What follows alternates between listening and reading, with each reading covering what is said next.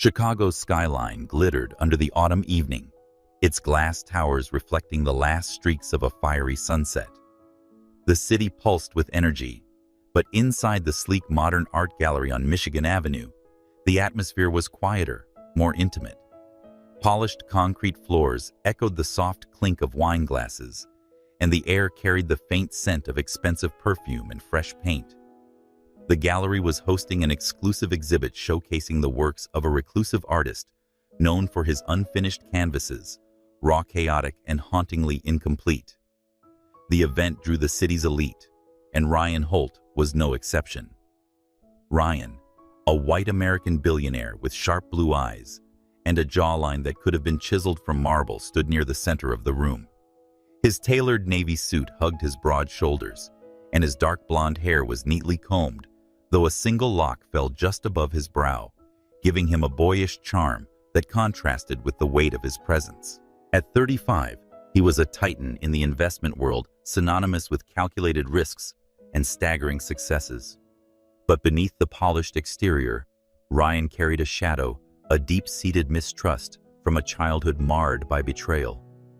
His father's infidelity and his mother's cold withdrawal had left scars that no amount of wealth could erase. He trusted few, loved fewer, and kept his heart locked away. Tonight, though, something felt different. The gallery's centerpiece, a massive canvas streaked with bold slashes of crimson and gold, seemed to pull at him. It was unfinished, like so many of the artist's works, its edges raw and its story untold. Ryan stood before it, a glass of bourbon in hand, his gaze tracing the jagged lines. He didn't notice the woman approaching until she spoke. "Does it speak to you?" Her voice was warm, curious, cutting through the crowd's murmur. Ryan turned, and his breath caught. Lila Chen, an African-American woman who was as striking as the painting, stood a few feet away. Her skin was a rich, deep brown, glowing under the gallery's soft lighting, and her dark eyes sparkled with intelligence and a hint of mischief. Her hair, a cascade of tight curls, was pulled into a loose bun, with a few strands framing her face. She wore a simple, yet elegant black dress that hugged her curves, and her confident but unpretentious posture suggested she was here for more than just the art. Lila, 32, was a journalist known for her relentless pursuit of truth, her bylines appearing in national outlets. Her work was fearless, often exposing corruption in high places, but it came at a cost. She'd learned to guard her heart too, after watching her parents' marriage crumble under the weight of lies and resentment. Ryan's lips curved into a half-smile. "It's trying to say something," he said, nodding toward the canvas, "but it's holding back, like it's afraid to finish the story." Lila tilted her head, studying the painting, then him. "Maybe it's not afraid. It may be waiting for someone to understand it first." Their eyes locked, and for a moment, the gallery faded away. There was an electricity between them, a pull that neither could ignore. Ryan wasn't one for small talk, but Lila's directness disarmed him. She wasn't fawning or intimidated by his wealth. He found that refreshing. Lila, meanwhile, sensed a depth in Ryan that went beyond his public persona. His eyes held a story, one she wanted to unravel. They drifted from the painting to a quieter corner of the gallery, their conversation flowing effortlessly.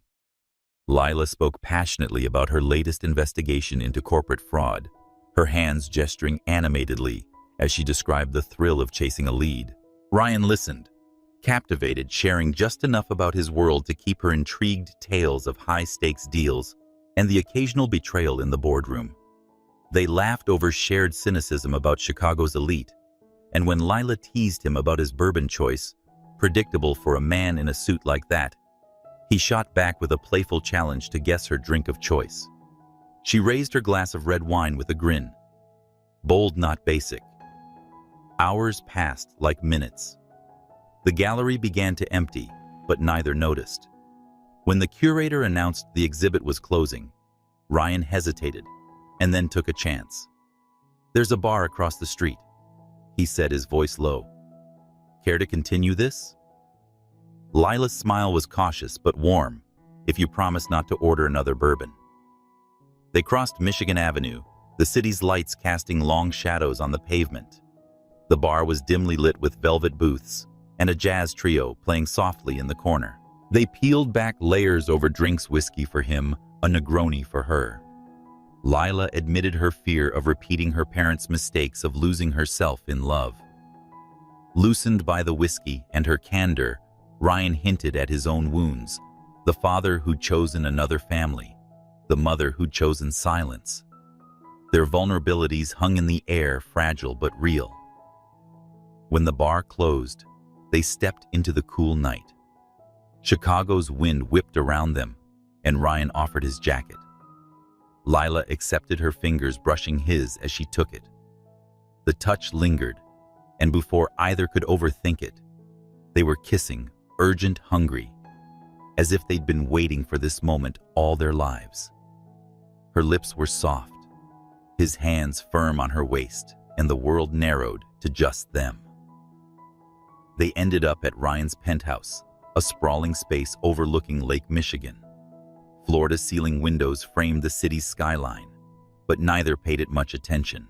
Their night was a blur of whispered confessions, tangled sheets, and a connection that felt both exhilarating and dangerous.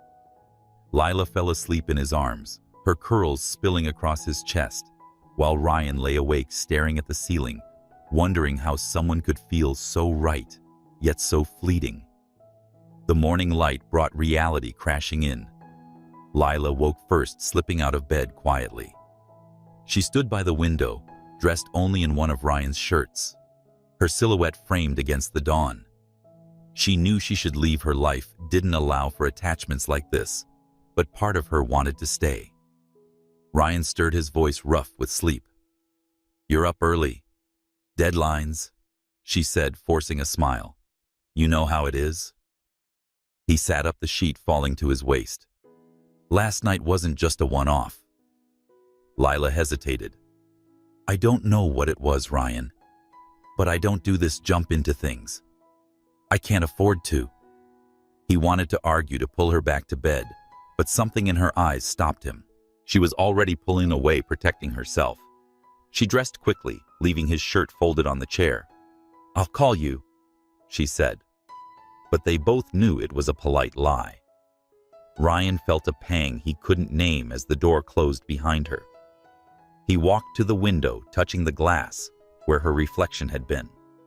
The city stretched out below, vast and indifferent, and for the first time in years, he felt the weight of his solitude. Lila, meanwhile, walked through Chicago's waking streets, her mind racing. She'd felt something real with Ryan, something that scared her. But she'd learned long ago that love was a risk and wasn't sure she could take it. Her phone buzzed, a reminder of an interview she had to prep for.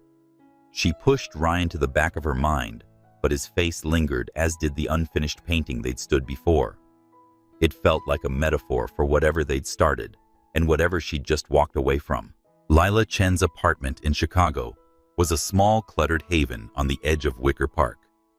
Bookshelves overflowed with dog-eared novels and stacks of research notes, and a corkboard above her desk was pinned with articles, photos, and strings, connecting leads for her next big story. The morning after the gallery, she sat at her kitchen table, a mug of coffee cooling in her hands, her laptop open to a half-written piece on corporate tax evasion. But her mind wasn't on the words. It was on Ryan Holt, the intensity of his gaze, the warmth of his touch, the way he'd made her feel seen in a way she hadn't in years. She shook her head, trying to focus. Last night was a mistake, a moment of weakness. She had a career to build, truths to uncover. She couldn't afford to get tangled up with someone like Ryan, whose world of wealth and power was so far from her own. Yet as she typed, her fingers hesitated, and she searched his name online. Articles popped up. Ryan Holt closes 2B. Deal. Holt's investment firm. Eyes Tech. Startups. There were photos too.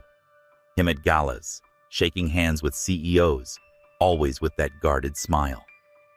She closed the tab, scolding herself. Focus. Lila.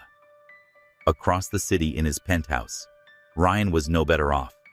He stood in his office staring at the skyline, but all he could see was Lila. Her laugh, her sharp wit, the way she'd challenged him without flinching. He wasn't used to being rattled, but she'd gotten under his skin. He wanted to call her, but her parting words echoed, "I'll call you." He knew she wouldn't. His phone buzzed, pulling him back. It was Marcus Kane, his longtime rival in the investment world. Marcus's text was curt. "Heard you were at the gallery last night.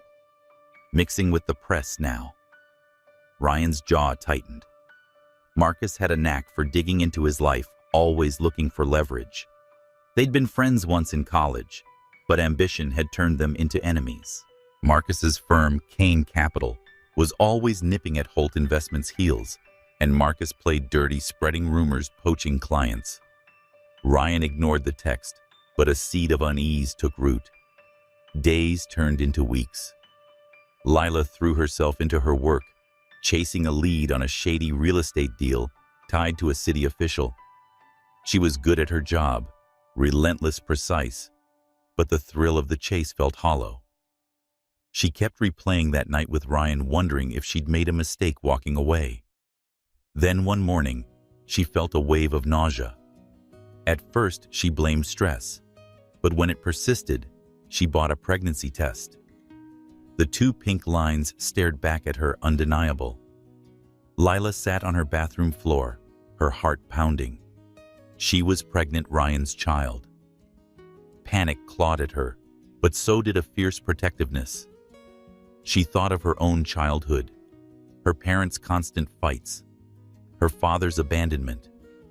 She wouldn't let her child grow up like that. But Ryan, she barely knew him.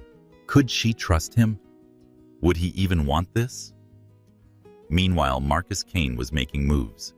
He'd caught wind of Ryan's night with Lila through a mutual contact at the gallery. Marcus knew Lila's reputation as a journalist, her knack for exposing secrets. He saw an opportunity. He leaked a story to a gossip blog, suggesting Lila was digging into Holt Investments, implying she'd used her night with Ryan to get insider information. The story spread like wildfire, reaching Ryan's desk by noon. Ryan read the article, his stomach twisting. Lila Chen, investigative journalist, spotted cozying up to billionaire Ryan Holt. Sources say she's after more than just a story. The words hit him like a punch. He'd let his guard down with her, shared things he rarely told anyone. Had she played him? His old wounds, his father's betrayal. His mother's silence flared, and he felt like a fool. He tried calling Lila, but her phone went to voicemail. He didn't leave a message. Lila saw the article too, and her blood boiled. She hadn't told anyone about that night, not even her closest friends. Someone had been watching them, twisting their moment into something ugly. She wanted to confront Ryan, to demand answers, but the pregnancy test weighed heavily in her mind. She couldn't face him, not now. She needed space-time to think. Seattle, she decided. Her editor had been pushing her to take a freelance gig there, covering tech startups. It was a fresh start, far from Chicago's whispers and Ryan's shadow. She packed light, leaving most of her things in storage. The move was quick, almost impulsive, but it felt right. Seattle's gray skies and quiet streets starkly contrast with Chicago's chaos. She rented a small apartment, set up a nursery corner, and freelanced. But every night as she lay awake, she thought of Ryan. She hadn't told him about the baby. Part of her wanted to, but the article and his silence after it made her doubt he'd believe her. How could she trust him with something this big if he thought she'd used him? Back in Chicago, Ryan buried himself in work deals, meetings, late nights at the office.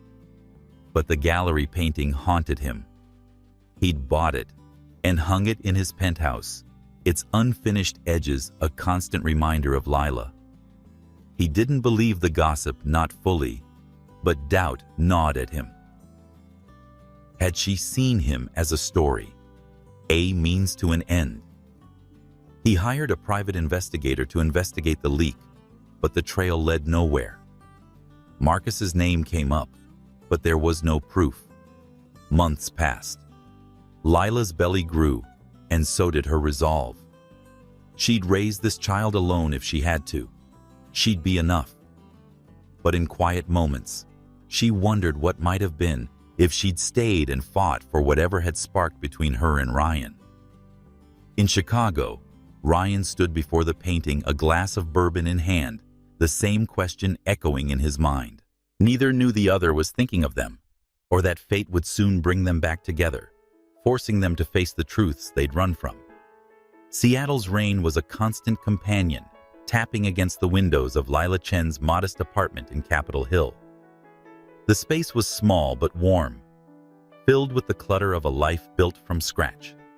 A second-hand couch, a dining table doubling as a desk, and a corner where toys and picture books spilled across a colorful rug. Lila sat at the table, her laptop glowing with a half-finished article on Seattle's tech boom. Her fingers hovered over the keyboard, but her eyes drifted to the two small figures playing nearby, Ava and Ethan, her 5-year-old twins. Their bright and unburdened laughter was the anchor that kept her grounded. Being a single mother hadn't been part of Lila's plan, but she'd embraced it with a ferocity she hadn't known she possessed. Ava, with her quick wit and endless questions, reminded Lila of herself, always probing, always curious.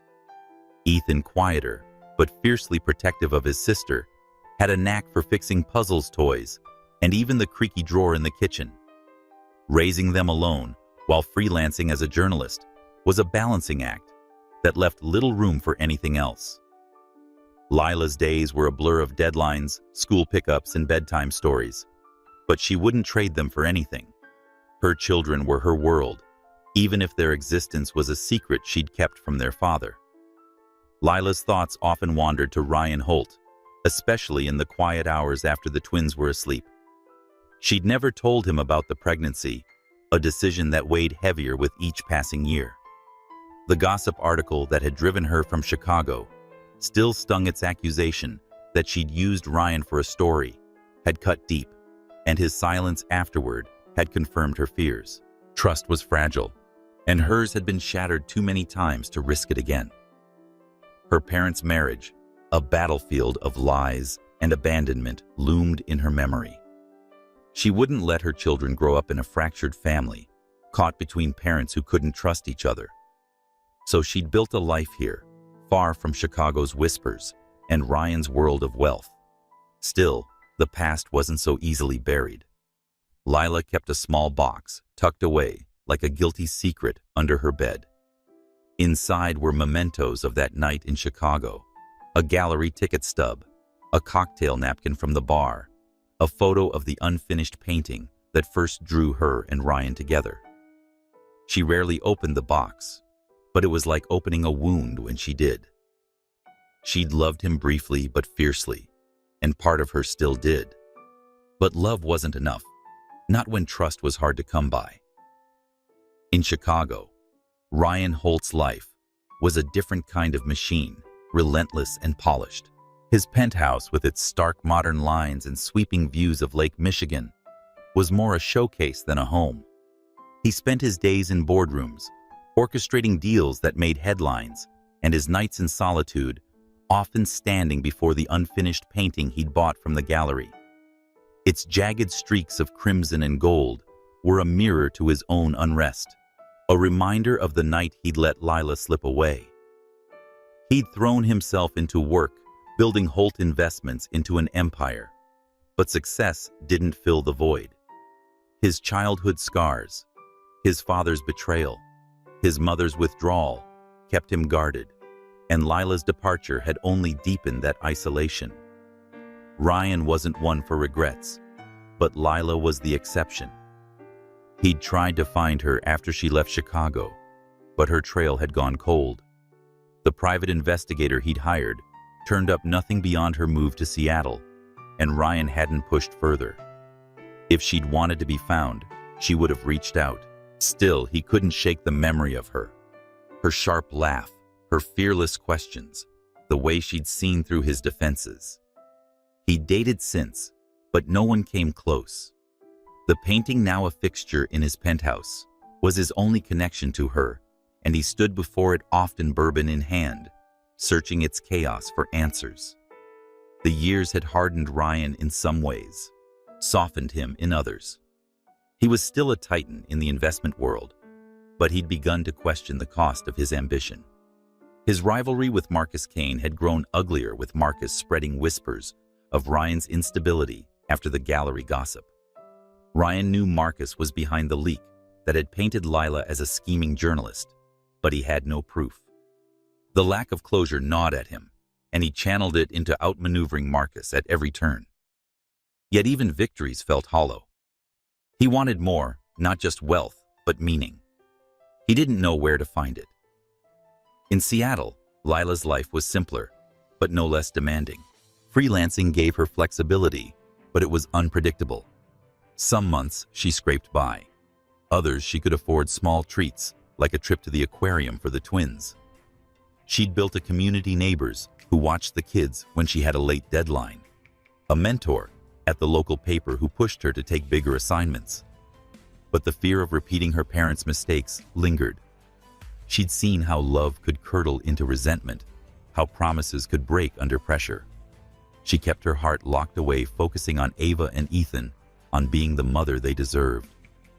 One evening, after a long day of interviews, Lila sat with the twins at the kitchen table, helping them with a puzzle. Ava was chattering about a school project, while Ethan carefully fitted pieces together, his brow furrowed in concentration. Lila watched them, her heart swelling. They were her reason, her strength. But as she tucked them into bed later, she felt a familiar ache. The twins deserved to know their father, didn't they? She pushed the thought away, as she always did. Ryan was a stranger now, a memory best left untouched. Ryan stood in his office in Chicago preparing for a trip to Seattle. A tech conference drew the industry's most prominent players, and Holt Investments was eyeing a promising startup. He didn't know Lila was in Seattle, and he didn't know how close he was to the truth. But as he packed his suitcase, he slipped the gallery ticket stub into his wallet, a habit he couldn't explain. It was a relic of a night that had changed him, a night he couldn't let go. In Seattle, Lila was preparing for the same conference and was assigned to cover it for a national outlet. She'd hesitated to take the gig. It meant long hours away from the twins, but the pay was too good to pass up. She arranged for a neighbor to watch Ava and Ethan, promising them a weekend adventure when she returned. She felt a prickle of anticipation as she packed her notebook and recorder. Conferences like this were her element, a chance to chase stories and make connections. She had no idea that fate was about to pull her back into Ryan's orbit, or that the past she'd run from was waiting just around the corner. The Seattle Tech Conference buzzed with energy, a sprawling convention center filled with sleek booths, flashing screens, and the hum of ambition. Entrepreneurs pitched their startups to investors in tailored suits, while journalists like Lila Chen wove through the crowd, microphones and notebooks in hand. Lila moved with purpose, her recorder clipped to her belt, her eyes scanning for the following interview. She'd been at the conference all morning, her notebook filled with quotes from tech founders and policy wonks. Her element was digging for truth amid the hype and finding the story beneath the surface. But as she adjusted her earpiece, preparing to corner a CEO about labor practices, she felt a strange tug, like the air had shifted. Across the hall, Ryan Holt stood at the Holt Investments booth, shaking hands with a startup founder. His presence commanded attention, tall, confident, his navy suit impeccable as always. He was here to scout talent, to find the next big thing. But his mind wasn't entirely on the pitches. Seattle felt different, unfamiliar, and it stirred something in him. He hadn't been here since college, and the city's gray skies and evergreen backdrop felt like a world apart from Chicago's steel and glass. As he listened to the founder drone on about AI algorithms, his gaze drifted across the crowd and stopped. Lila stood near a coffee station, scribbling in her notebook, her curls pulled into a loose ponytail. She was focused, oblivious to the world around her, but to Ryan, she was unmistakable. His heart lurched, a mix of shock and longing. 6 years had passed, but she looked identical, sharp, vibrant, alive in a way that made the room feel brighter. He excused himself mid-sentence, ignoring the founder's confused look, and started toward her. His pulse raced, memories of their night in Chicago flooding back the gallery, the bar, the penthouse. He didn't know what to say, but couldn't let her slip away again. Lila felt his presence before she saw him. A prickle at the back of her neck made her look up, and there he was, striding toward her. Ryan. Her pen froze mid-word, her breath catching. He was just as she remembered, broad-shouldered and tense, his blue eyes locked on her like she was the only person in the room. For a moment, the conference faded, and it was just them standing before that unfinished painting 6 years ago. But reality snapped back. She had a job to do, a life to protect. She couldn't afford to get lost in him again. Lila, Ryan said, his voice low but steady. It's been a while. She straightened, forcing a professional smile. Ryan, didn't expect to see you here. He studied her, searching for a crack in her composure. You left Chicago in a hurry. Her jaw tightened. I had my reasons. The air between them was thick with unspoken questions. Ryan wanted to ask why she'd disappeared and hadn't called, but her guarded expression stopped him. Lila, meanwhile, felt her heart pound. She hadn't prepared for this or rehearsed what she'd say if she ever saw him again. The twins, Ava and Ethan, flashed in her mind. He didn't know, and this wasn't the place to tell him. She glanced at her watch, a deliberate move. I've got an interview in 10. Good to see you, though. She turned to go, but Ryan stepped closer, his voice softer. Can we talk? Later. Lila hesitated, her instinct to run warring with a pull she couldn't deny. Maybe, she said, then slipped into the crowd before he could press further. Lila threw herself into her work the rest of the day, interviewing founders and dodging Ryan's gaze across the hall. But she couldn't shake him. Every time she caught a glimpse of him laughing with a colleague, nodding at a pitch, her resolve wavered. He was here, real, not just a memory in a box under her bed. By the time the conference wrapped up for the day, she was exhausted, her mind tangled between duty and desire. Ryan, too, was restless. He'd spent the day distracted, his thoughts on Lila.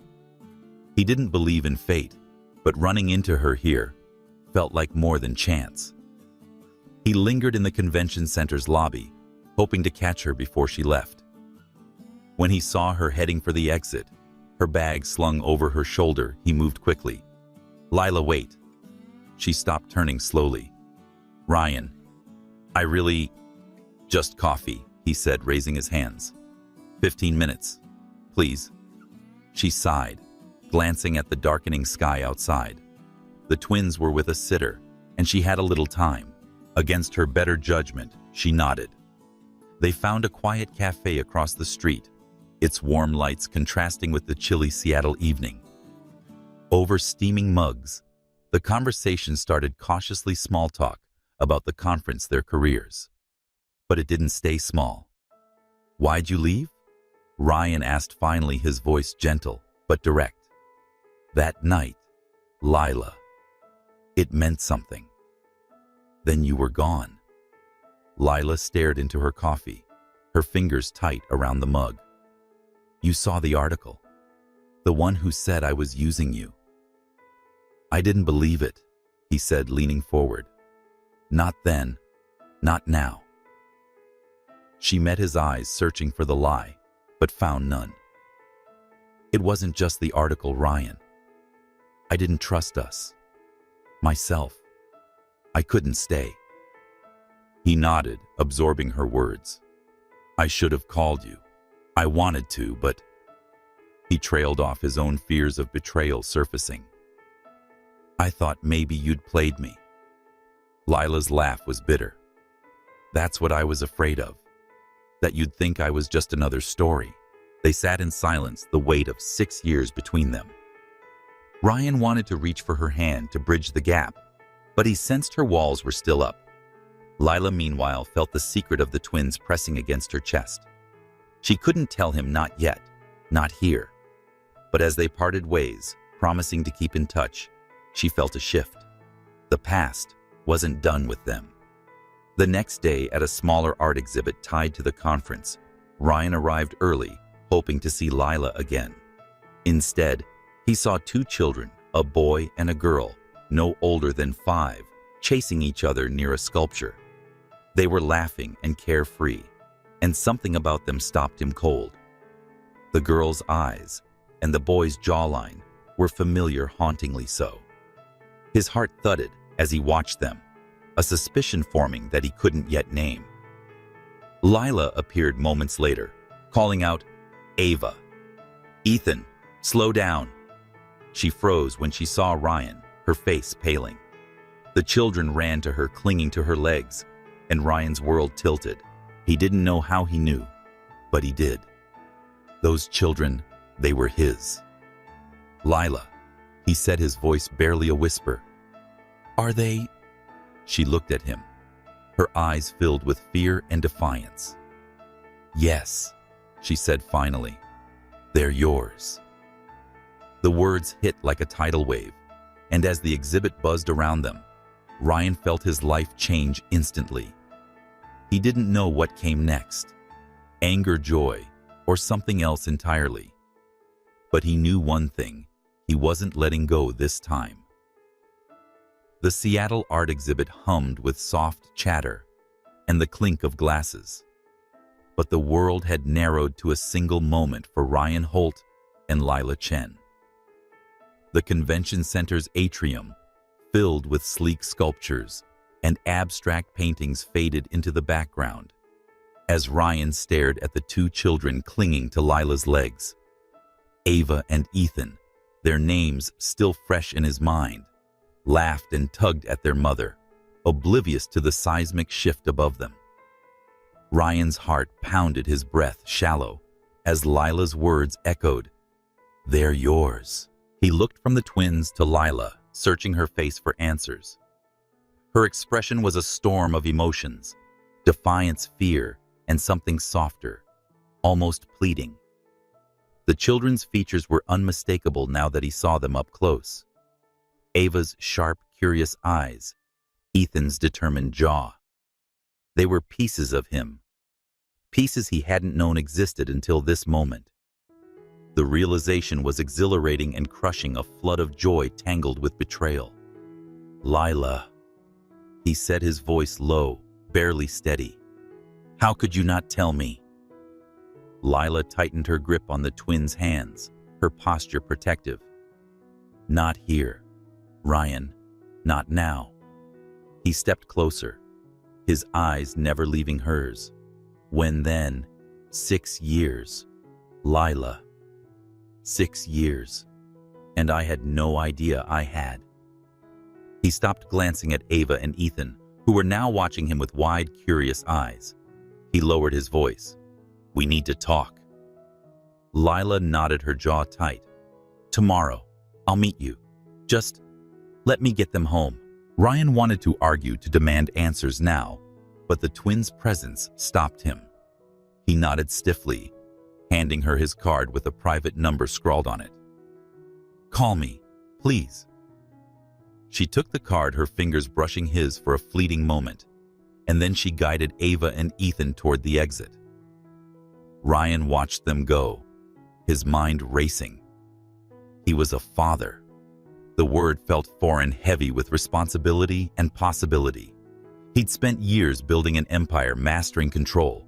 But this was uncharted territory. As the crowd moved around him, he felt anchorless, the weight of the unknown pressing against his chest. Lila, meanwhile, walked through Seattle's damp streets, the twins chattering about the exhibit's shiny sculptures. She answered them mechanically, her mind elsewhere. Telling Ryan had been inevitable, but she hadn't been ready, not like this. Not in a crowded room with no time to prepare. She'd kept the twins a secret to protect them, to shield them from a world of wealth and betrayal she didn't trust. But seeing Ryan's face, the raw shock and hunger in his eyes, she wondered if she'd been wrong. Not about protecting her children. She'd never regret that, but about assuming he wouldn't care.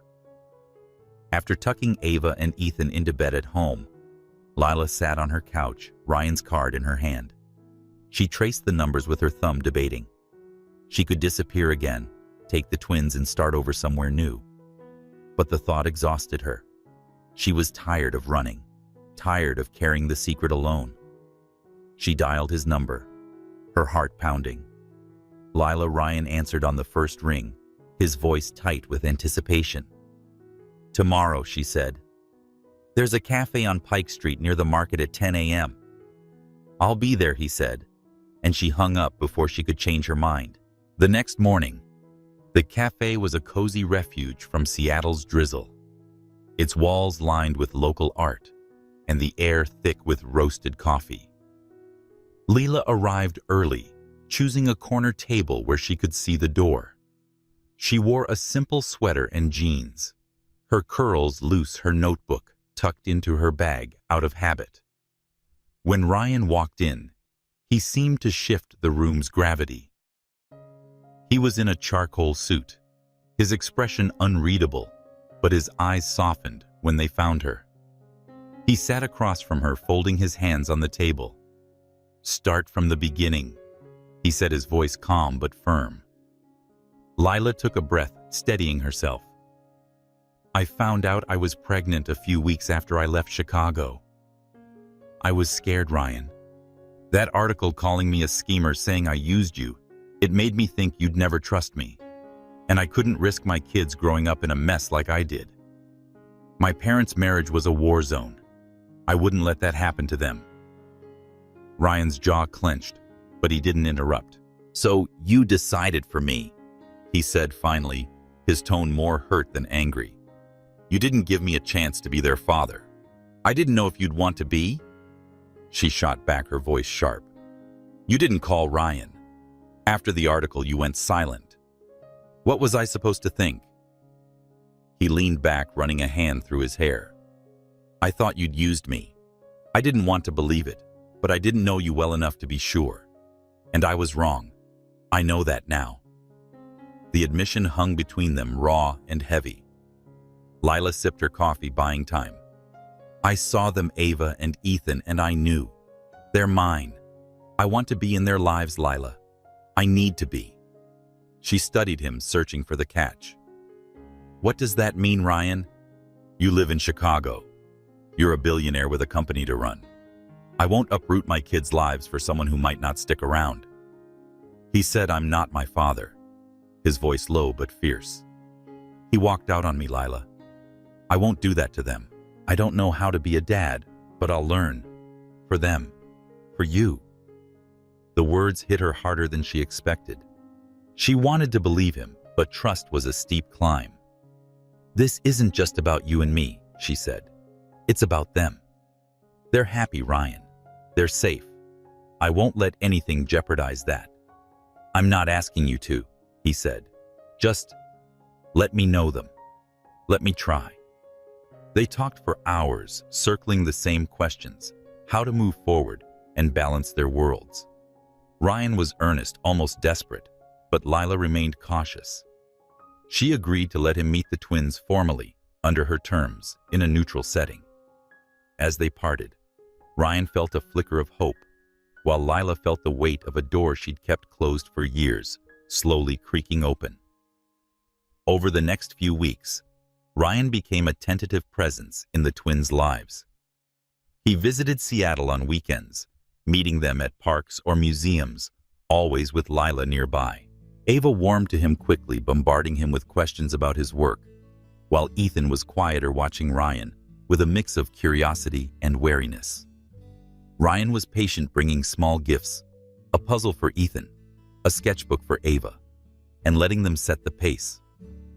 But each visit stirred a complex mix of emotions in him: joy at their laughter, anger at the years he'd missed, and a growing need to protect them. Lila watched it all, torn between relief and fear. She could see that Ryan was trying, but her instincts screamed to keep her guard up. The twins were her everything, and letting Ryan in meant risking their stability. Yet, as she saw him kneel to tie Ethan's shoe or laugh at Ava's stories, she felt the old spark reignite. It scared her as much as it thrilled her. Back in Chicago, Ryan felt less confident. His company was thriving, but Marcus Kane's shadow loomed larger. Rumors swirled that Marcus was planning a hostile takeover of a key Holt Investments client, and Ryan suspected he was digging into his personal life again. The thought of Marcus near Lila or the twins made his blood boil. He didn't know the future, but knew one thing: he'd fight for his family no matter the cost. The Seattle autumn was crisp, the leaves turning gold and red, as Lila Chen navigated her new reality.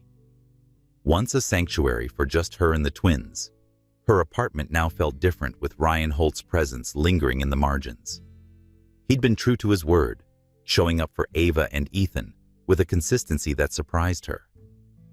Saturdays at the park, Sundays at the Science Museum, he was there learning their quirks, earning their trust. But for Lila, every step forward with Ryan was shadowed by doubt. Trust was fragile, and hers had been broken too many times to give it freely. Ryan, too, was grappling with his own demons. The revelation of the twins had upended his world, filling it with a purpose he hadn't known he needed. But it also stirred old wounds: his father's abandonment, his mother's cold distance. He was determined to be different, the father Ava and Ethan deserved, but he couldn't shake the fear that he'd fail them. And then there was Lila. Every glance, every cautious smile reminded him of what they'd had and what they'd lost. He wanted her back, not just as the mother of his children, but as the woman who'd seen through him that night in Chicago. But trust, he knew, went both ways. The tension came to a head one rainy afternoon at a Seattle playground. Ryan had taken the twins to give Lila a few hours to work on an article.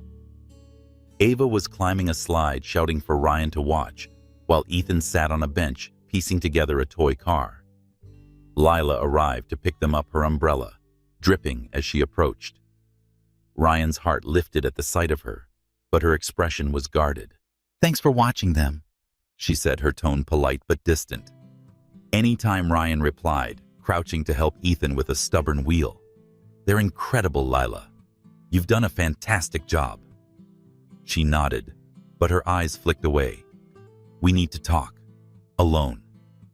They arranged for a neighbor to watch the twins and walked to a nearby diner, its neon sign buzzing in the gray light. Inside, the air smelled of fries and coffee, and they slid into a booth by the window. Lila didn't waste time. She said, "I saw an article this morning," pulling out her phone. A blog post saying, "I'm cozying up to you for a scoop on Holt Investments." Sound familiar? Ryan's stomach dropped. It was the Chicago gossip all over again, the same venom that had driven Lila away 6 years ago. "Lila, I had nothing to do with that." "I know," she said, her voice tight. "But it's Marcus Kane. He's doing this to get to you, and I'm caught in the crossfire." Again. Ryan's fists clenched under the table. Marcus. Of course. His rival had been too quiet lately, and this was his move, sowing doubt, twisting the knife. "I'll handle it," Ryan said. "He won't touch you or the kids." Lila's eyes flashed. "That's not the point, Ryan. This is my life, my career. I've worked too hard to be painted as some gold digger or opportunist. And now with the twins," she trailed off, her voice cracking, "I can't lose what I've built." "You won't," Ryan said, leaning forward. "I'll protect you. All of you." She shook her head, frustration spilling over. "You can't just swoop in and fix everything, Ryan. I'm not some damsel, and I don't want the twins caught up in your world of power plays and enemies. I kept them away for a reason." Her words cut deeper than he'd expected. "You think I'm the problem, Lila? I'm trying to be here for them. For you. And I'm trying to believe you," she shot back. "But I don't know if I can. You thought I used you once. What stops you from feeling it again when Marcus spreads his next lie?" Ryan flinched. The truth in her words stung. He'd doubted her before, let his own fears cloud his judgment. "I was wrong then," he said quietly. "I won't make that mistake again."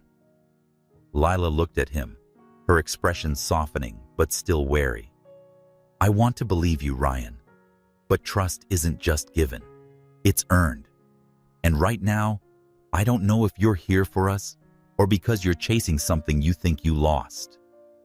The conversation ended without resolution, both of them raw and uncertain. Ryan returned to his hotel, his mind churning. He called his team in Chicago, tasking them with digging into Marcus's latest moves. If Marcus were behind the article, there'd be a trail, emails, payments, something. Ryan wasn't just fighting for his company now. He was fighting for his family. Back at her apartment, Lila felt the weight of the day settle over her.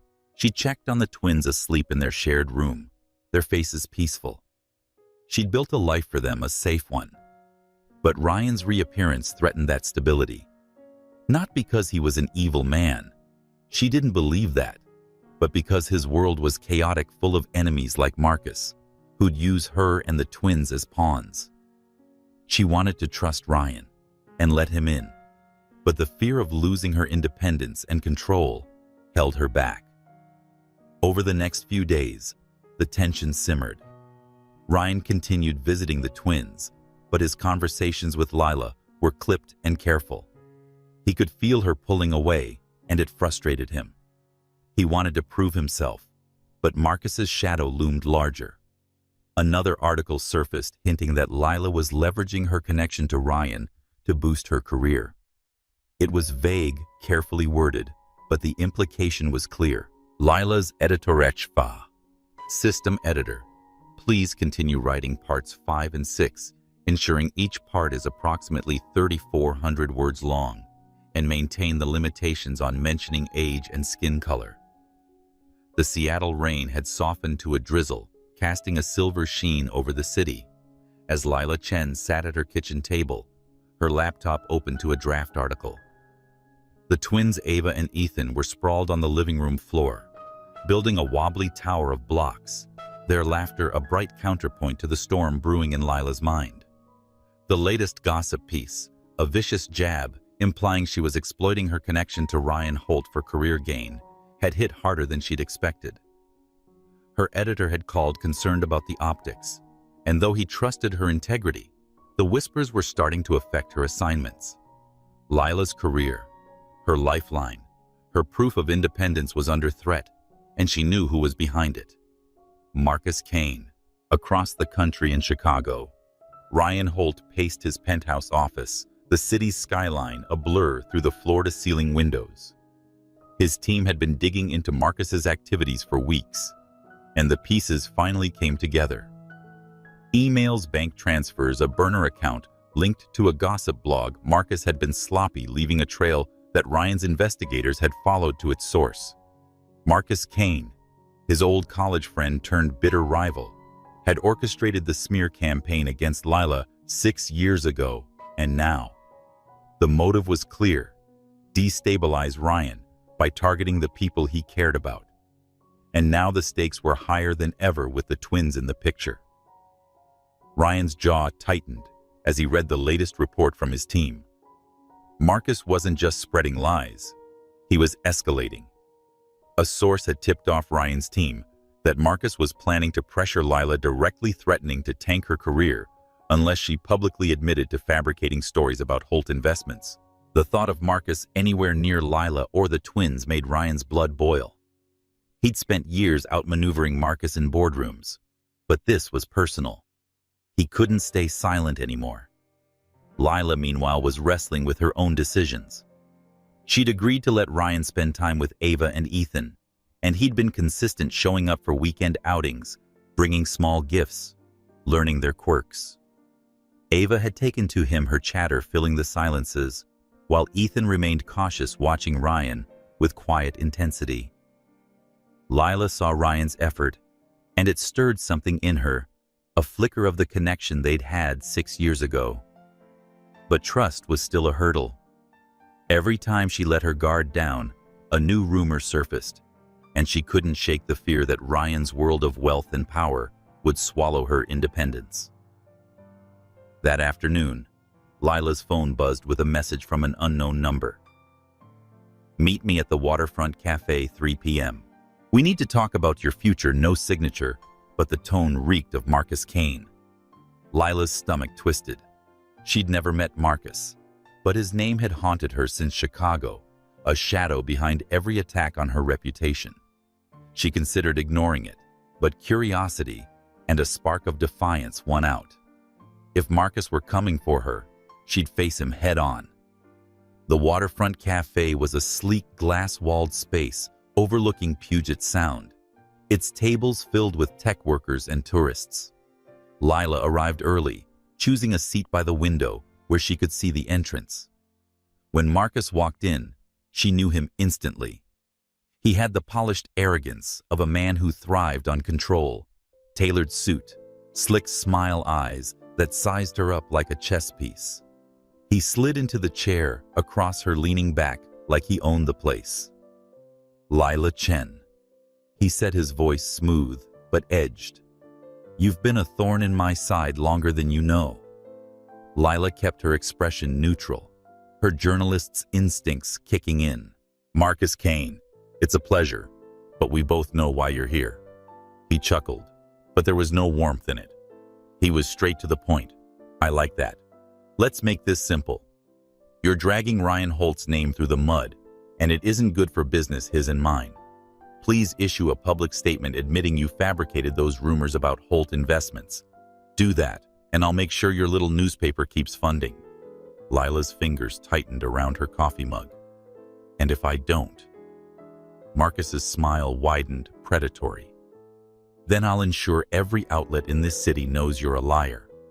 Your career will be over, and your kids, cute by the way, will grow up with a mother who's a pariah." The mention of Ava and Ethan sent a chill through her. "You don't get to talk about my children," she said, her voice low and steady. "And you don't scare me, Marcus. I've faced bigger bullies than you." He leaned forward, his voice dropping. "You think Ryan's your knight in shining armor? He's using you, Lila. Just like you used him 6 years ago. Walk away now, or I'll bury you both." Lila stood, her chair scraping against the floor. "We're done here." She walked out, her heart pounding, but her head high. She wouldn't let Marcus intimidate her, but his threat lingered. He knew about the twins, and that made him dangerous. That evening, Lila called Ryan, her voice shaking as she recounted the meeting. Ryan was in Seattle, staying at a hotel near the conference center, and he insisted on coming over. When he arrived, the twins were already asleep, and Lila let him into her apartment the first time he'd seen her home. The space was small, lived in, starkly contrasting to his sterile penthouse. He noticed the drawings taped to the fridge, the stack of books on the counter, and felt a pang of longing for a life he'd never known. "Marcus is crossing a line," Ryan said, his voice tight with anger. "He's not just coming for me anymore. He's targeting you and the kids." Lila nodded, her arms crossed. "He wants me to ruin my own reputation to save yours. I told him to go to hell, but he won't stop." Ryan paced, his mind racing. "I've got proof he's behind the leaks, bank records, emails. I can expose him, but it'll be messy. He'll fight back, and he fights dirty."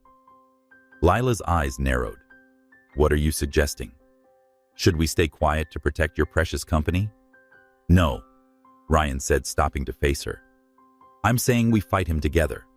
I won't let him hurt you or the twins. But I need you to trust me. Lila, just a little." She looked at him, the weight of his words settling over her. Trust was the one thing she'd guarded fiercely, but Marcus's threat had shifted something.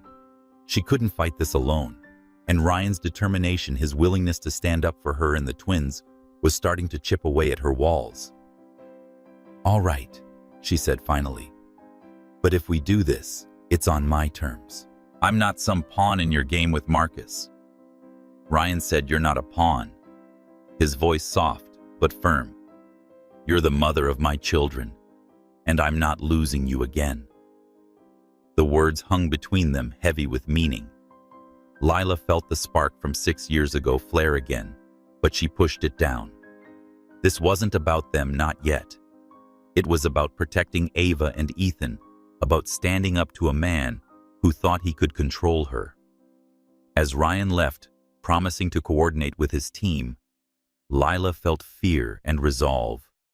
Marcus Kane had underestimated her, and he was about to learn what happened when you backed a mother into a corner. Ryan returned to his hotel, his mind already mapping out the next steps. He'd confront Marcus at the upcoming tech conference gala, a high-profile event where the industry's elite would gather. It was the perfect stage to expose Marcus's lies, but it would come at a cost. Marcus wouldn't go down quietly, and Ryan knew the fallout could ripple through his company and his fragile new connection with Lila and the twins. But he wasn't fighting for wealth or power for the first time in years. He was fighting for a family he hadn't known he had, and he'd do whatever it took to keep them safe. The Seattle Tech Conference Gala was a glittering affair held in a waterfront ballroom, with chandeliers casting golden light over tables draped in white linen. The city's elite mingled with tech moguls and investors, their laughter and clinking glasses starkly contrasting the tension in Ryan Holt's chest. He stood near the bar, a glass of bourbon untouched in his hand, his eyes scanning the room for Marcus Kane. Tonight was the night Ryan had the evidence to expose Marcus's smear campaign, and he was ready to end this. But beneath his resolve, a more profound fear gnawed at him, the fear that he'd fail as a father, just as his own had. Lila Chen was there too, across the room, her presence commanding, despite her understated elegance. She wore a deep blue dress that hugged her curves. Her curls swept into a loose updo, and she moved through the crowd with the confidence of a journalist who'd faced down bigger threats than a room full of egos. She was here to cover the gala for a national outlet, but her focus was split. Marcus's threat at the cafe had shaken her, not because she feared for herself, but because he'd mentioned Ava and Ethan. Her children were her world. The thought of anyone using them as leverage made her blood run cold. Lila's past weighed heavily on her tonight. Her parents' marriage had been a battlefield. Her father's lies, her mother's bitterness, the way they'd left her to pick up the pieces. She'd vowed never to let love make her vulnerable again, but Ryan's reappearance had cracked that resolve. He was trying, showing up for the twins, standing up to Marcus, but trust was a steep climb. Every time she looked at Ryan, she saw the man she'd fallen for 6 years ago, and the risk of losing herself to his world. Ryan caught her eye across the room, and for a moment, the noise faded. He gave her a nod, a silent promise that tonight would change things. She nodded back, her expression unreadable, but steady. They'd agreed on a plan. Ryan would confront Marcus publicly during his speech, using the evidence to discredit him. Lila would stay out of it, keeping her distance to protect her reputation. But as the evening wore on, she felt a growing unease. Marcus wasn't just a businessman, but a predator, and predators didn't back down easily. Marcus took the stage to a smattering of applause, his smile polished but cold. He spoke about innovation and the future of tech, but Ryan barely listened. His team had slipped him a flash drive with the final evidence, a recorded call where Marcus admitted to orchestrating the leaks. Ryan stepped forward as Marcus wrapped up his speech, commanding the room's attention. The crowd quieted, sensing the shift. "Marcus," Ryan said, his voice carrying over the microphone, "you've been lying to everyone in this room. You've spread rumors, manipulated the press, and tried to destroy lives to get ahead. I have proof. The room erupted in murmurs as Ryan held up the flash drive. Marcus's smile faltered, but he recovered quickly, laughing. This is desperate, Ryan. You're embarrassing yourself. Then let's let the evidence speak, Ryan said. He signaled to a technician, and the recorded call played over the speakers. Marcus's voice clear and damning, admitting to paying bloggers to smear Lila and undermine Holt Investments. The crowd gasped, phones already out recording the moment. Marcus's face went pale, his eyes darting to the exits. You're done, Marcus, Ryan said, stepping off the stage as security moved toward his rival. The room buzzed with shock, but Ryan focused on Lila, who stood at the edge of the crowd, her expression a mix of relief and wariness. Marcus wasn't finished, though. As security escorted him out, he leaned toward a colleague, whispering something that sent a chill through Ryan. He knew Marcus too well. Retreat wasn't surrender. A new article surfaced the next morning targeting the small Seattle publisher Lila worked with. It accused them of unethical practices, citing anonymous sources that reeked of Marcus's handiwork. The publisher's funding was at risk, and Lila's name was dragged through the mud again. Lila was furious, but not surprised. She met Ryan at a park near her apartment, the twins playing nearby as they talked. He's not stopping, she said, her voice tight. He's going after my work now, my livelihood. I was afraid of this, Ryan, your world pulling me under. Ryan's hands clenched into fists. I won't let him win, Lila. My team's already working on a counter-strategy. We'll protect your publisher and get the truth out. She shook her head, her eyes fierce. This isn't just about articles, Ryan. It's about trust. Every time I let you in, something like this happens. I can't keep wondering if I will lose everything because of your enemies. Her words hit hard, stirring Ryan's deepest fear that he'd become like his father, a man who'd left chaos in his wake. I'm not him, Lila, he said, his voice raw.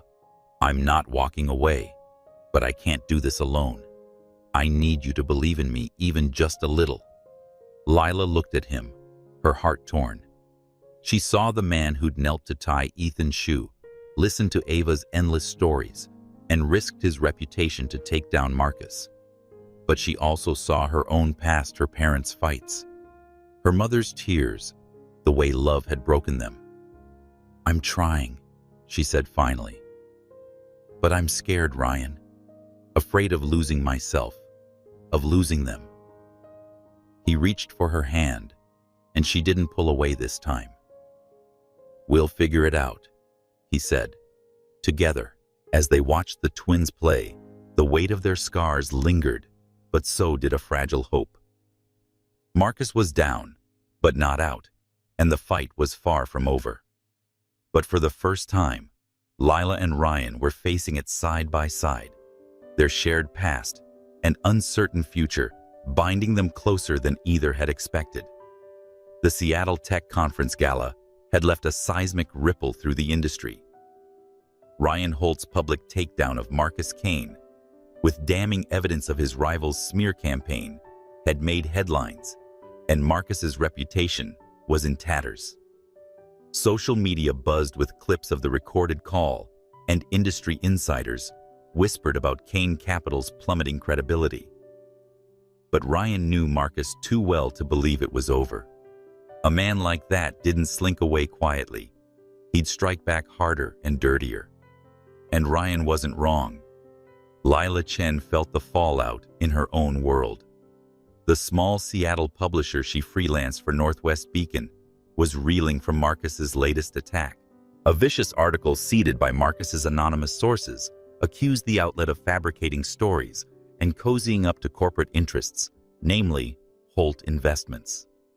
The accusations were baseless, but they'd spooked the publisher's funders, threatening to cut off the grants that kept the operation afloat. Lila's byline, once a badge of pride, was now a lightning rod for scrutiny.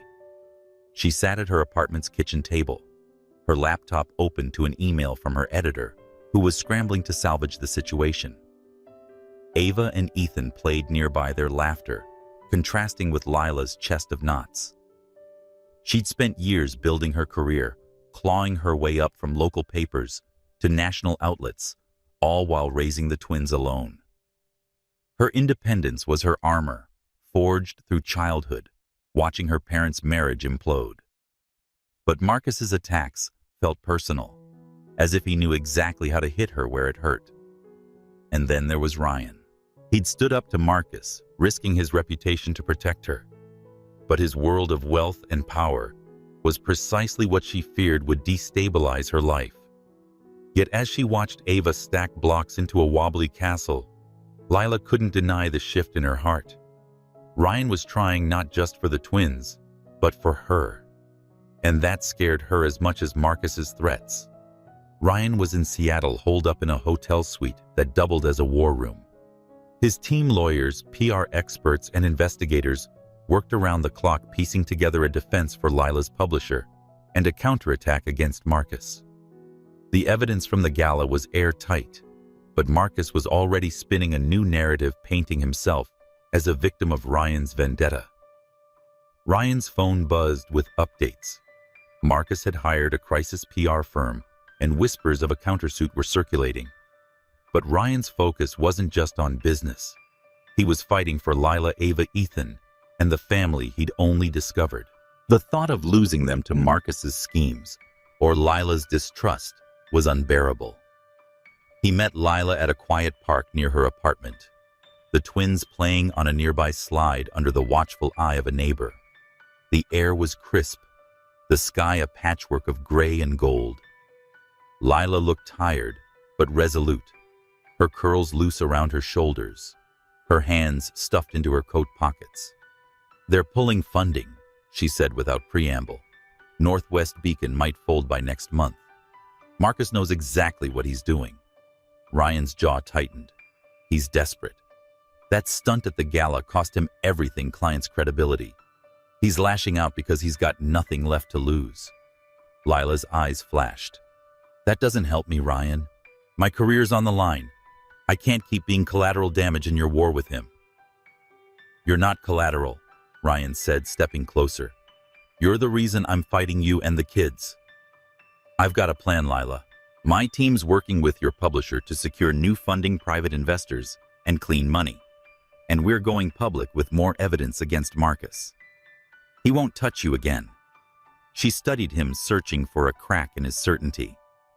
"And what's the cost? Your company takes a hit. Your reputation." "I don't want to owe you, Ryan. I've never owed anyone." He said, "You don't owe me," his voice low but firm. "This isn't about power or control. It's about doing what's right. For you. For them." He nodded toward Ava and Ethan, who were now chasing each other through a pile of leaves. Lila's throat tightened. She wanted to believe him, but trust was a leap she'd never taken lightly. "If we do this," she said, "it's together. No secrets, no unilateral moves. I'm not just the twins' mom, Ryan. I'm a journalist. I fight my own battles." He nodded, a spark of admiration in his eyes. "Deal. Partners." The plan came together swiftly. Ryan's team coordinated with Northwest Beacon's editor, securing a bridge loan from a group of ethical investors to keep the publisher afloat. Meanwhile, Lila dug into her contacts, chasing leads on Marcus's financial dealings. She uncovered a paper trail linking him to a shady offshore account, a discovery that bolstered Ryan's case. They worked late into the night, trading emails and calls, their shared goal forging a fragile alliance. The decisive moment came at a press conference organized by Holt Investments. The venue was a sleek downtown hotel, its conference room packed with reporters, industry insiders, and curious onlookers.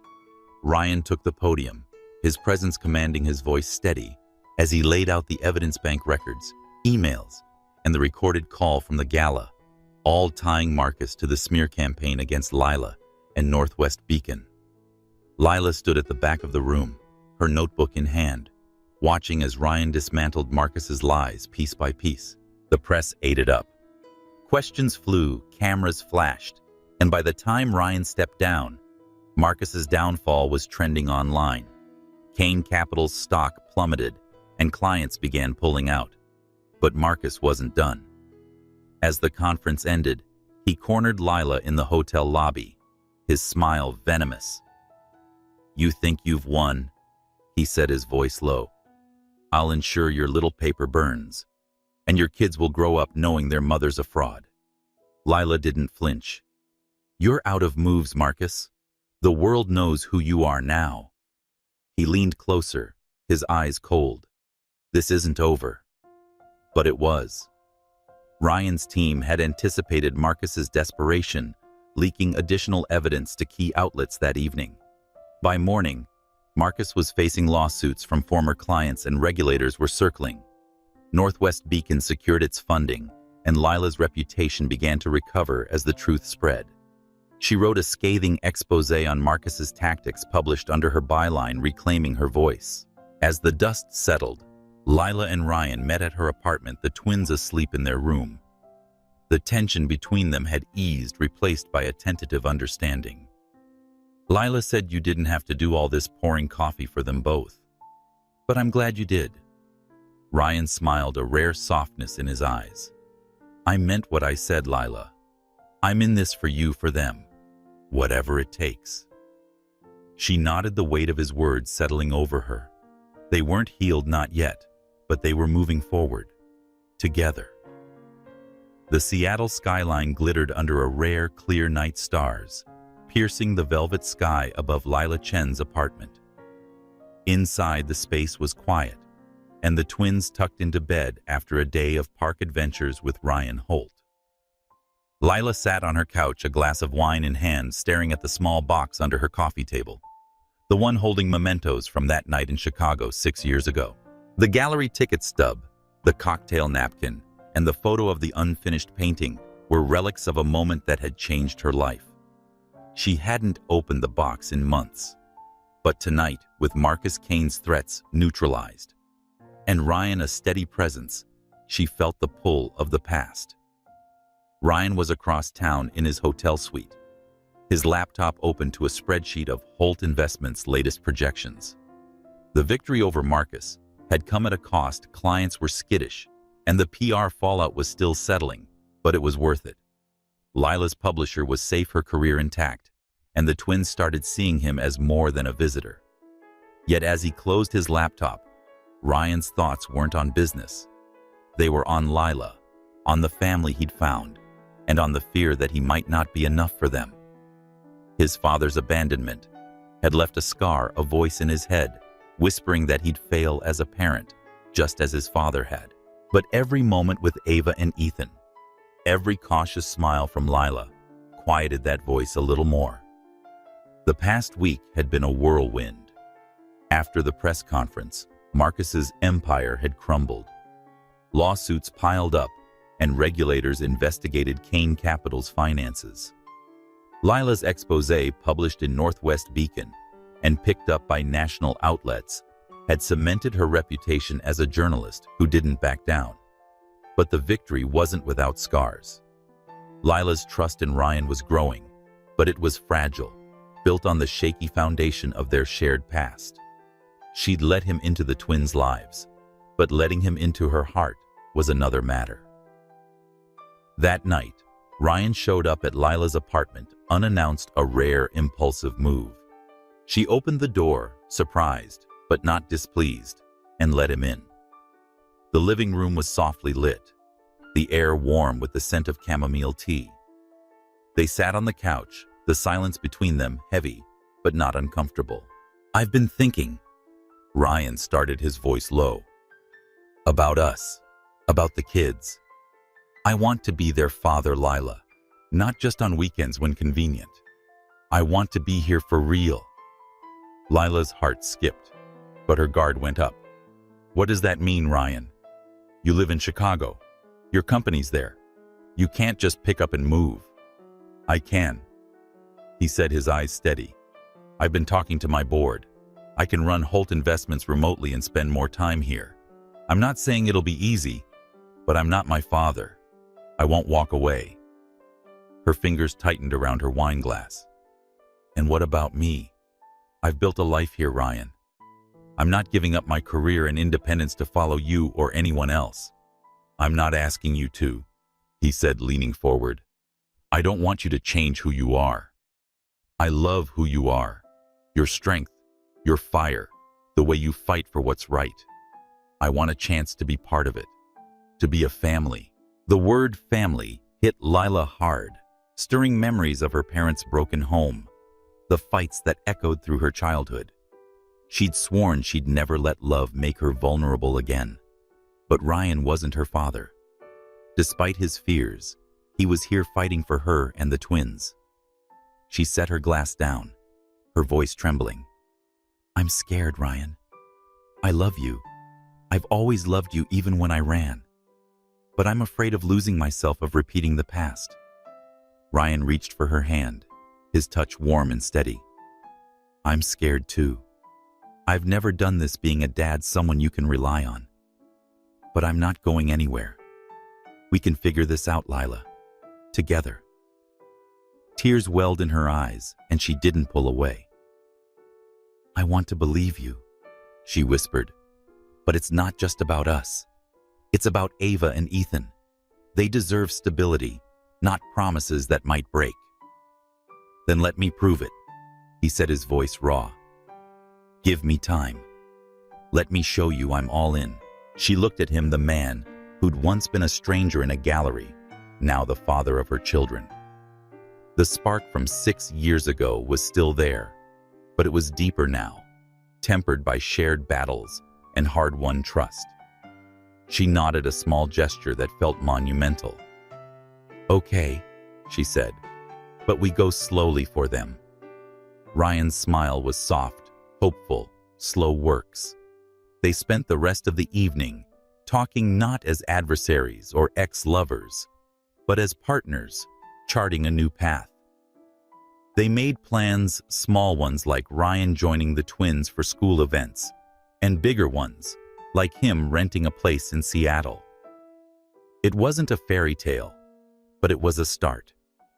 As Ryan left, the night air cooled against his face, making him feel lighter than he had in years. Lila's admission, I love you, echoed a promise of possibility in his mind. Back at her apartment, Lila opened the box under the table, pulling out the photo of the unfinished painting. She smiled, tracing its edges.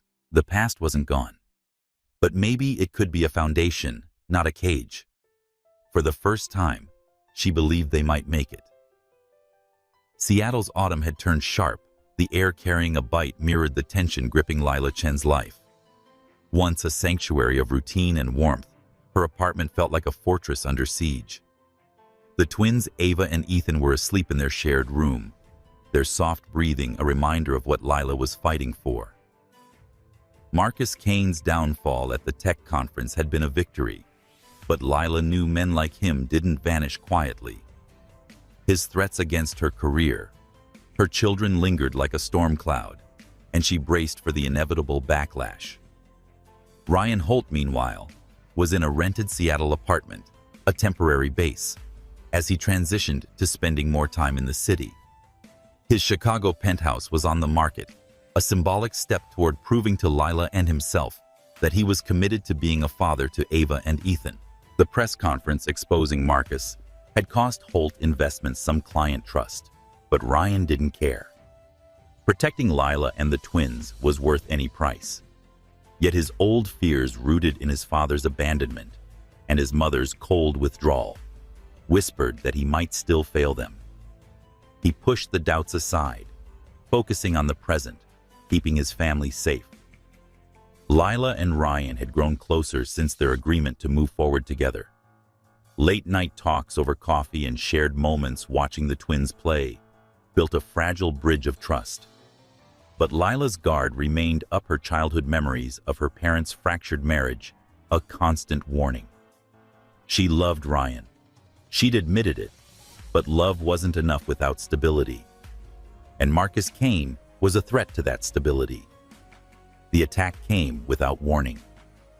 Lila was walking home from a late interview, cutting through a quiet street near Capitol Hill, The twins were with a trusted neighbor, and the city felt deceptively calm under its streetlights.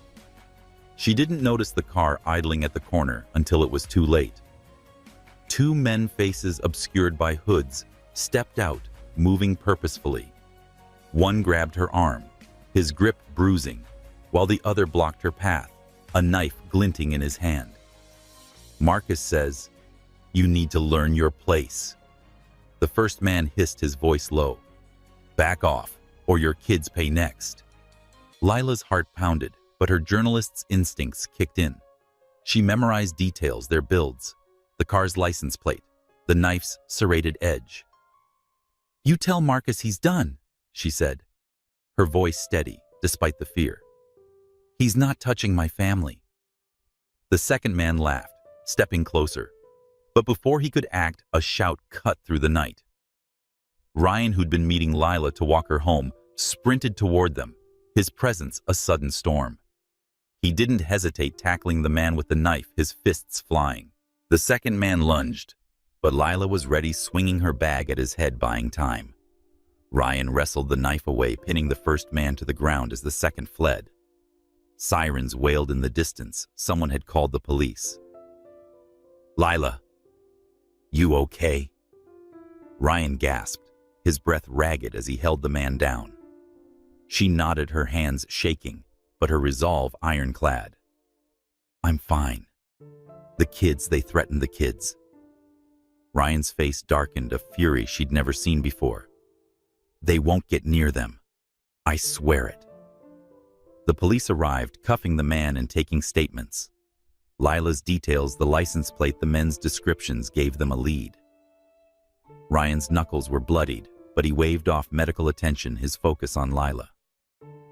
They went to her apartment, checking on Ava and Ethan, who slept peacefully, unaware of the danger. Lila's neighbor, Shaken, agreed to stay the night, and Ryan refused to leave Lila's side. Lila sat on the couch in the quiet of her living room, a blanket around her shoulders. Ryan paced, his anger barely contained. "This was Marcus," he said.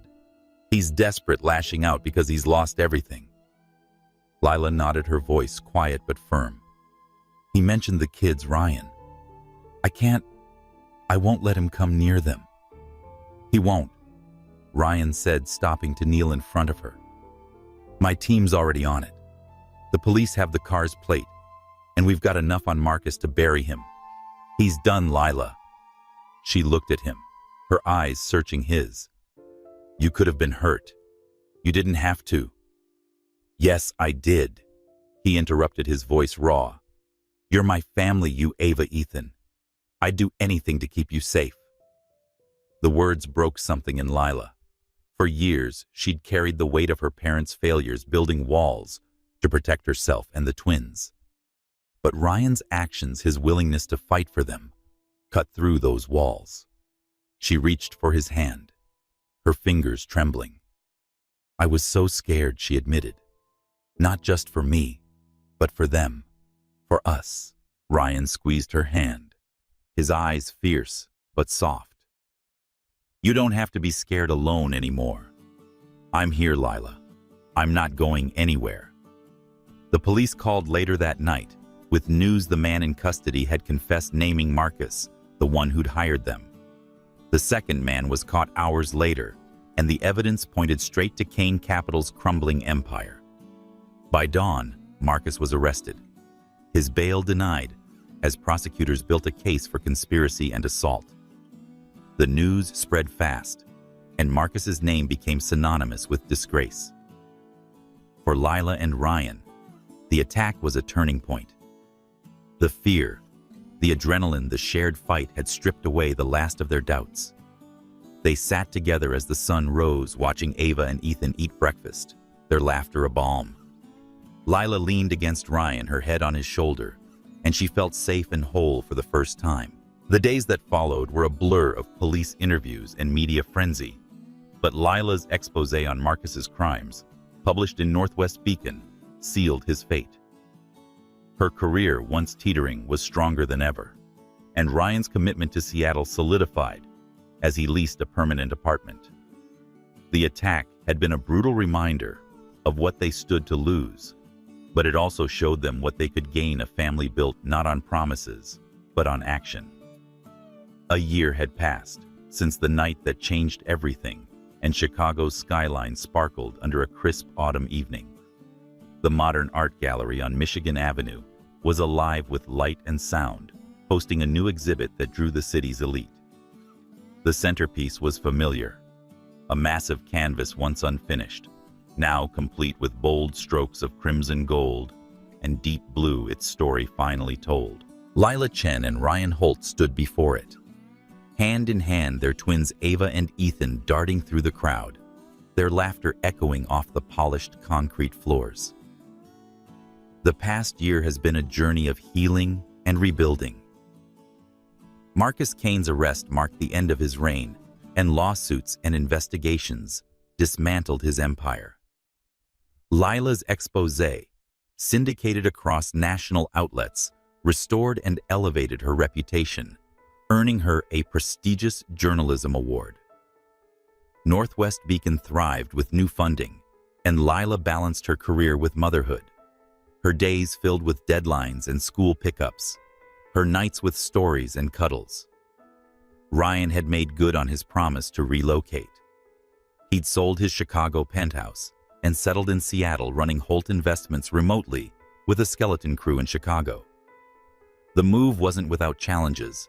Clients grumbled, and the board questioned his priorities. But Ryan was unwavering.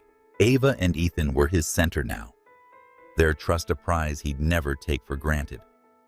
He'd learned to change diapers a bit late, but earnestly pack school lunches and listen when Ava rambled about her art projects or Ethan explained his latest gadget. Lila, too, had changed. The attack a year ago had forced her to confront her deepest fears of losing her independence, of repeating her parents' mistakes. However, Ryan's steadfast presence and willingness to fight for their family showed her that love didn't have to mean surrender. She'd opened her heart slowly at first, then fully letting Ryan in, not just as the twins' father, but as her partner. They weren't perfect arguments. Flared old wounds surfaced, but they faced them together, learning to navigate the messiness of love. Tonight, they were back in Chicago for the gallery opening, a symbolic return to where it all began. The artist whose unfinished canvas had sparked their connection 6 years ago had invited them personally. Ryan had funded the exhibit, a quiet gesture of gratitude for the night that changed his life. As they stood before the completed painting, Lila squeezed his hand, her eyes tracing the vibrant lines. "It's beautiful," she said, her voice soft. "It's like it was waiting for us to finish our story first." Ryan smiled, pulling her closer. "We're still writing it, aren't we?" She nodded, her heart full. "Yeah, and it's a good one." Ava and Ethan ran up, tugging at their parents' hands. "Can we get ice cream?" After Ava asked, her eyes bright with excitement. Ryan teased, ruffling her hair. "Only if you promise not to get it all over your dress."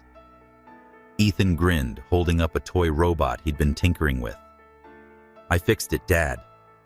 Want to see? Ryan knelt, inspecting the robot with mock seriousness. "Impressive, buddy. You're gonna put me out of business." Lila watched them, a warmth spreading through her. This was her family, not perfect, but hers. The scars of her past, her parents' fights, her fear of losing herself were still there. But they were softer now, healed by time and trust. Ryan's scars, too, had faded. He wasn't his father, and he'd proven it daily with every small act of love. As the evening wound down, they stepped outside, the Chicago wind cool against their faces. The city stretched before them, its lights a reminder of the night they'd met. Lila leaned against Ryan, the twins between them, and she felt hope and certainty for the first time. They'd faced their demons, Marcus' doubts and pasts, and become stronger. "Let's go home." Lila said, her voice steady. Ryan kissed her forehead, his arm around her. "Home sounds perfect." They walked into the night, a family forged in fire, their story no longer unfinished, but alive with possibility. The painting behind them, now complete, stood as a testament to their journey, a spark that had grown into a flame lighting the way forward.